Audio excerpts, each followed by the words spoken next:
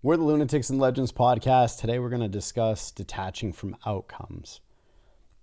I once had a friend who was a brilliant mind in men's leadership. He's a Golden Eagle from PSI seminars, and he's done some mentorship work with me and coaching and stuff like that. And one of his quotes was my favorite, and it was, "The way to maximize results is to have zero expectation on the outcome."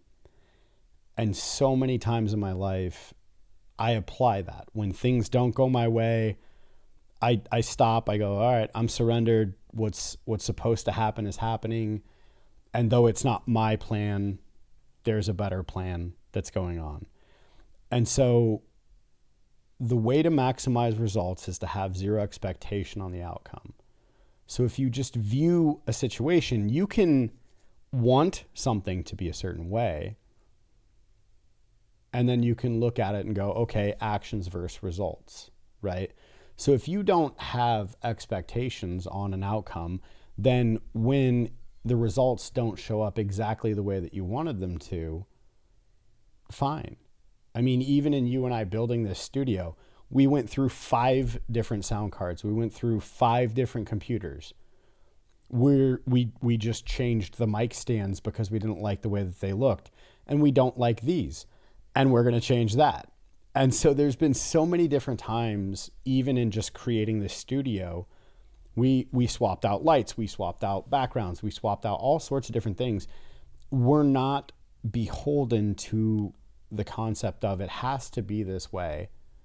And instead, we just are mitigating expectation. And in turn, we're able to create something that I'm very proud of. And so, that wouldn't happen otherwise if we were tied to something. Yeah, I would say that one result is not the only result, right?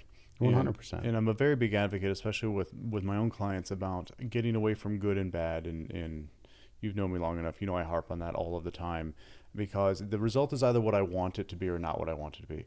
I don't like to assign that something is good or bad. If I don't like the result, or it's not the result I was looking for, it doesn't necessarily mean it's bad. I may have now learned a way that I don't want to do the thing that I am doing because I did not get the result that I wanted. I don't have to make it bad. Is this what I want? Is this how I want this to be? Okay, it is not. I know that that is not the way that I will get what it is that I am looking for, so let's try something else. And you gave several examples about the studio. We tried, at no point, this end result that we have right now at the studio, the space that I absolutely love coming to work in and sitting with you because this workspace is fantastic. Right. It is completely by design. We swapped out many, many pieces, pretty much every piece, until it looked and felt and sounded the way that we wanted it to. Yeah. And we're still not done. No, 100% not done. And that's okay. I'm okay with that, because at this point, the result is a result that I am happy with. I enjoy, participating in. And I think that if people get away from that's good, that's bad, they have an opportunity to operate in a space of detachment from result. Is this what I want? No. Cool. I'm going to do something else to get a different result that is what I want it to be. Right. And if you apply the statement, there is no good nor bad, there just is your results, then you're able to look at it and say, well, if you want different results, you have to create different actions to get to different results. And with that being said, if you do that and you do it the right way, then you start viewing things analytically as opposed to an emotional attachment to something. Now you're going, okay, I didn't like the result that I got. I want a different result. I'm going to do a different action to create that different result. And then everything isn't pass or fail. Everything is now within your control, because now you can look at it from a mindset of analytics and statistics, and your likelihood of being successful at what you want will likely come to you comparatively to just playing it chaotically. Sure. And I think also I have found for myself, if I'm emotionally attached to an outcome, I tend to forget or force myself in a position where I'm not able to zoom out and understand that I can do something different. And then it feels permanent, right? Right. And it's not. It's temporary. It's only as permanent as I make it if I stay in that mindset. If I choose out of that mindset and choose to do something different, now my result has the opportunity to change. For me, if I am emotionally attached to that outcome, I'm likely going to get stuck in that space, and it's going to create a very negative space. There's nothing to gain and benefit from sitting in a negative space, I don't believe. I agree. And, that's been a lot of the work that I know at least I've done is working on that negative mindset. Like earlier today when we were off air, you asked how I was, and I was like, I'm tired, bud. I was getting my hair cut. My eyes were strained from editing videos today. And I walk in and I think my pupils are probably dilated. And I'm kind of looking like this. And the guy immediately goes, "You look tired."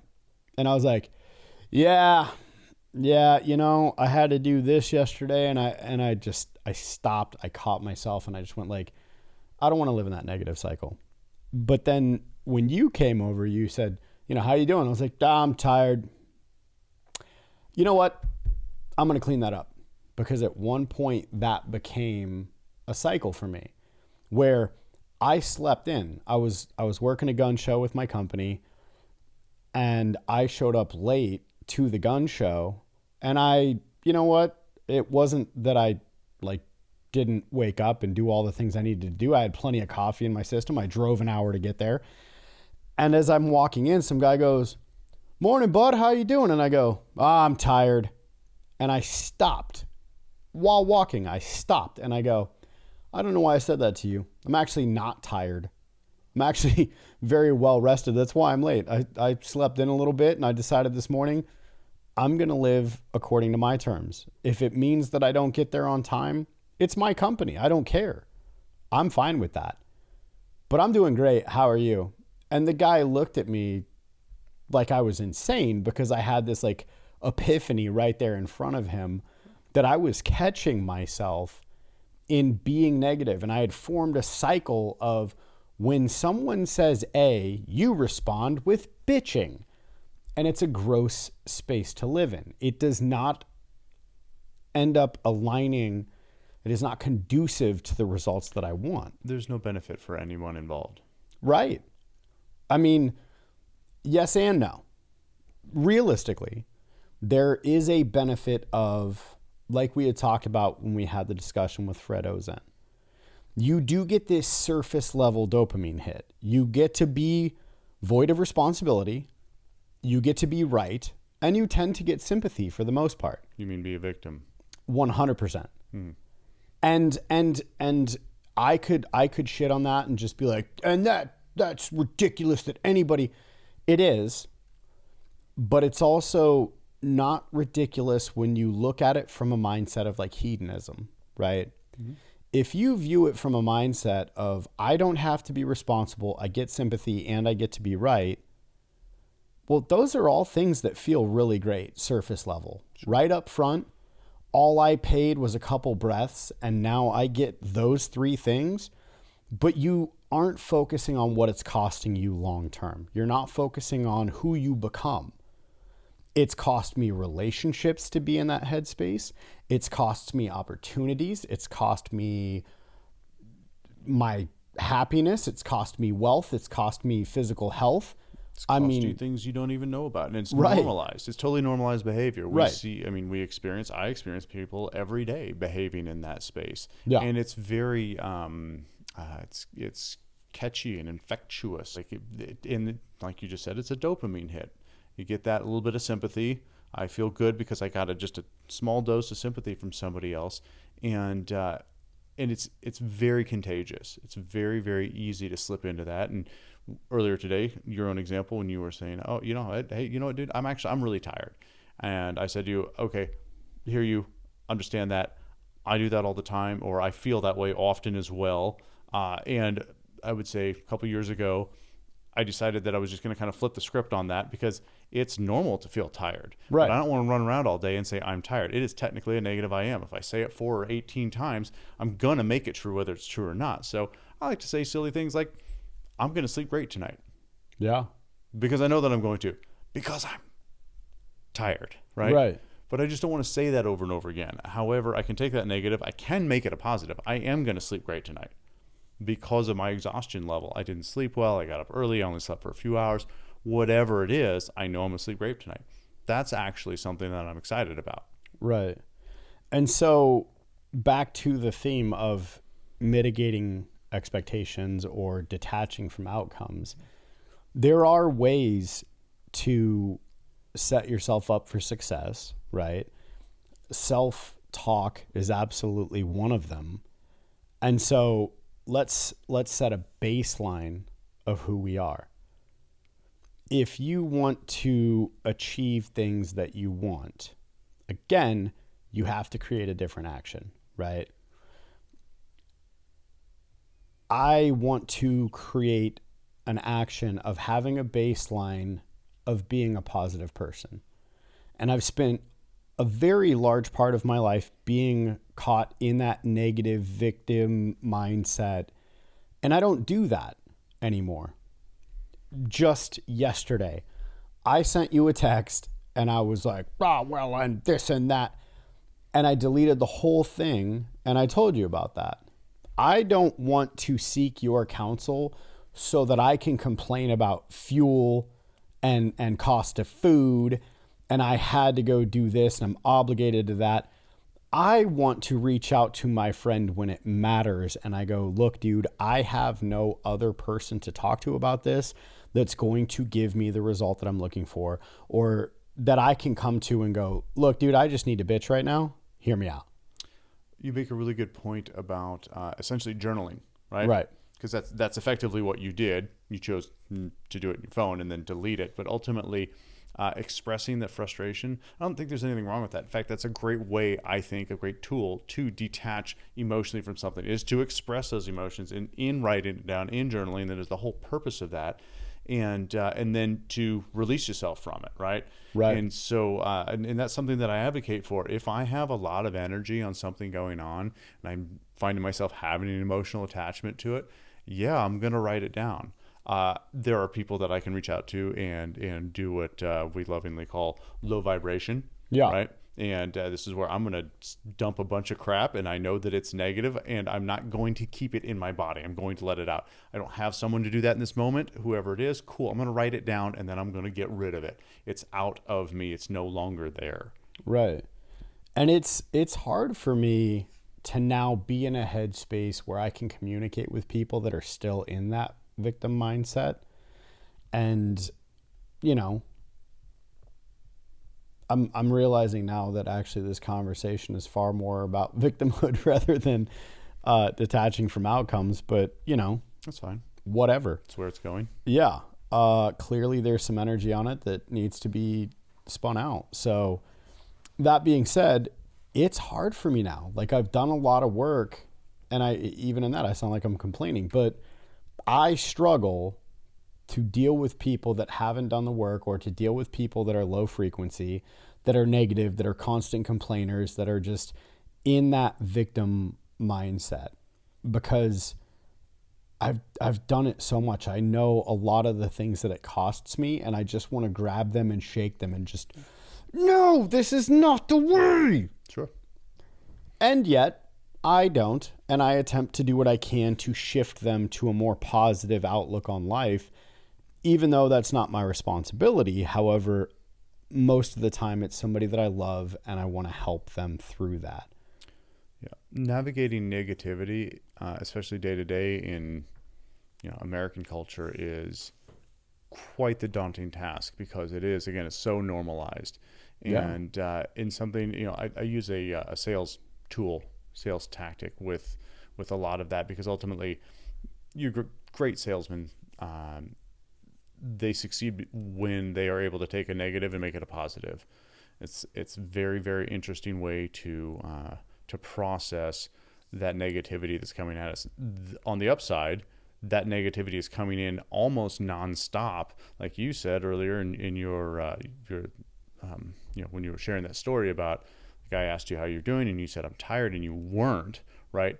It's automatic. Right. It's an automatic response, and so I have the opportunity to practice turning those negatives into positives, navigating those negative interactions immediately. Yeah. And it's interesting to watch people, because some people are in the mood for it and some people are not, right? Right. And so that's also can be fun to interact with people that when I do something like that, and you'll get I'll get a head tilt from them. It's clearly the cogs are starting to turn and grind against each other, because it's not what they're used to, the experience that they're used to, and how they're familiar with interacting with people today, because it's always just an exchange of one little negative thing back and forth, or it's super trivial, like, yeah, I'm good.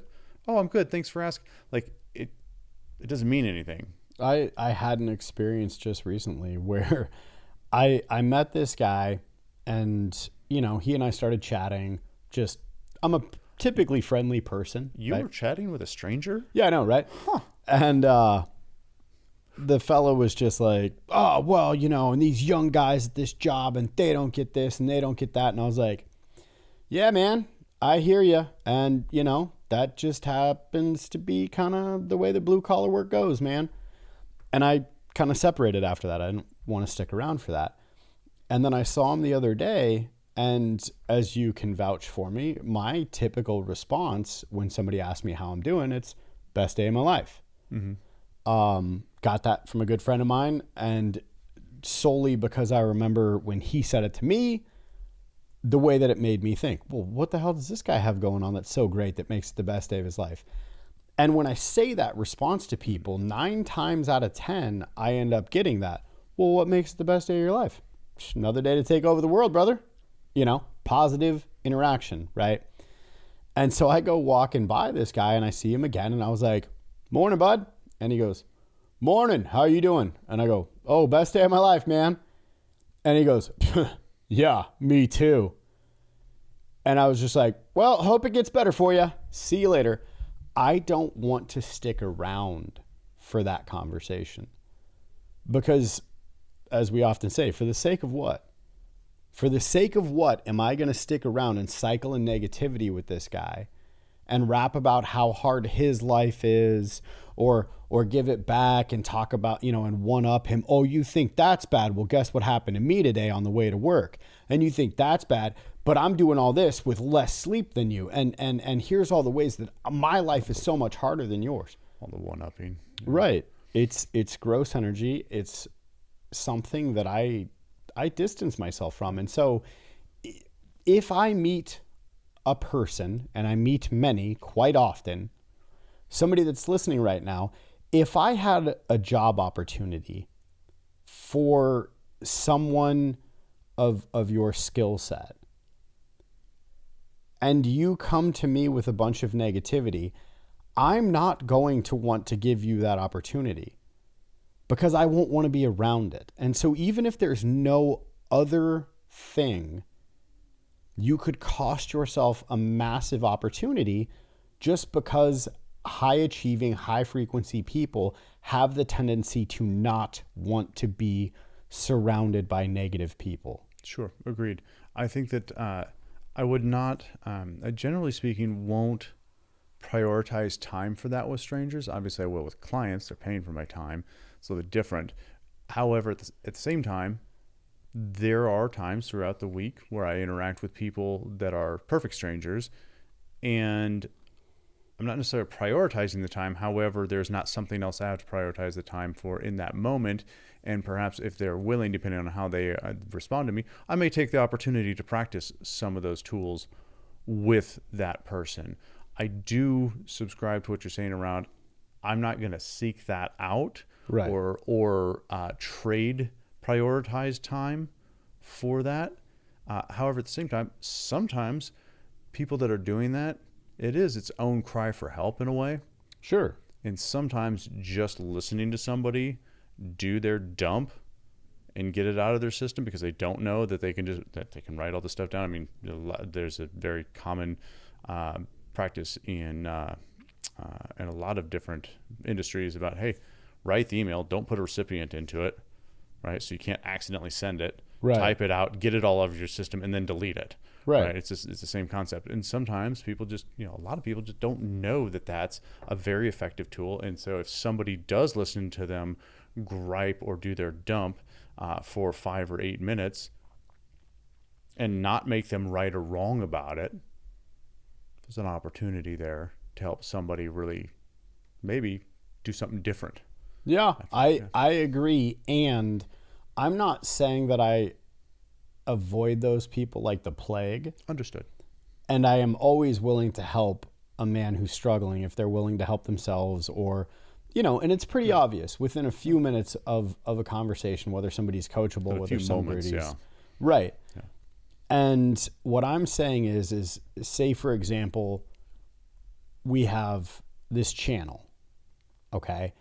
If I meet some random person and they go, hey, fantastic, I'm one of the best social media marketers out in this career field.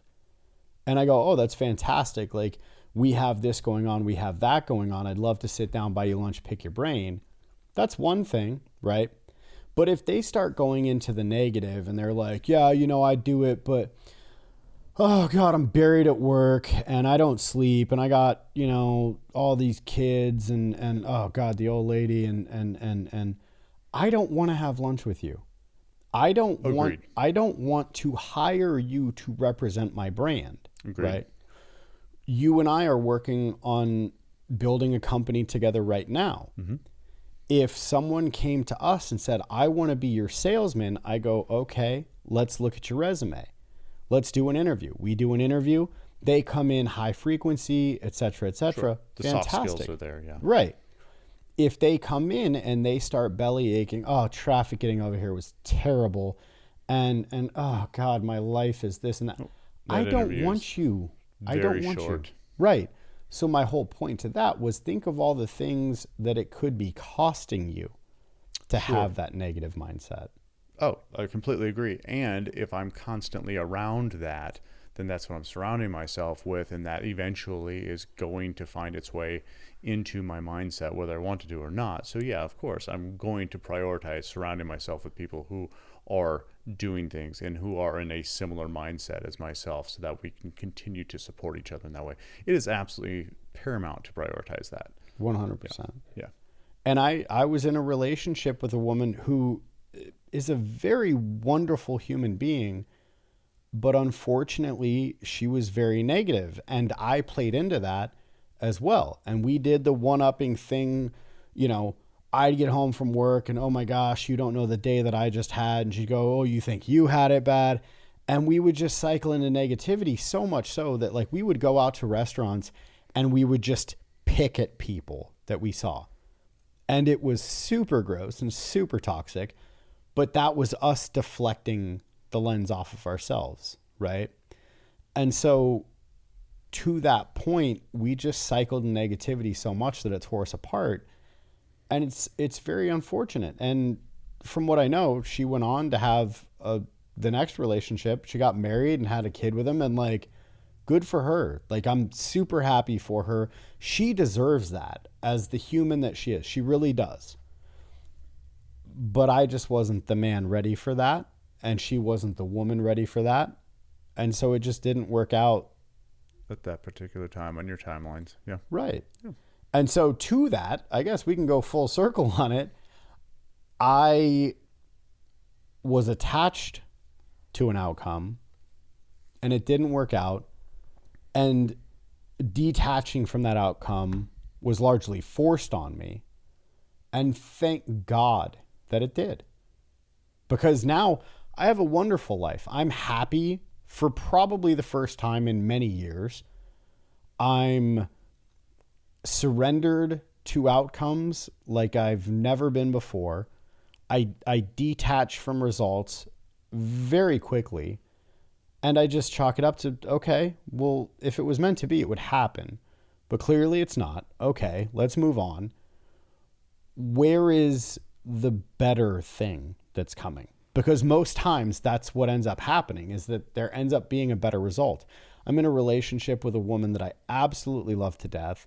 She's so much like me, it's ridiculous. And our end goals are 100% aligned. And like, I'm happy, I'm free, I can breathe around her. I didn't have that in other relationships. And so I'm glad she found what she wanted. I definitely found what I wanted. And so now that I've surrendered to the notion that being with her for the rest of my life was not the outcome that I was supposed to have, now I'm seeing why. And it's a fantastic, validating thing to see. Sure. And that surrender is the release of emotional connection to the outcome.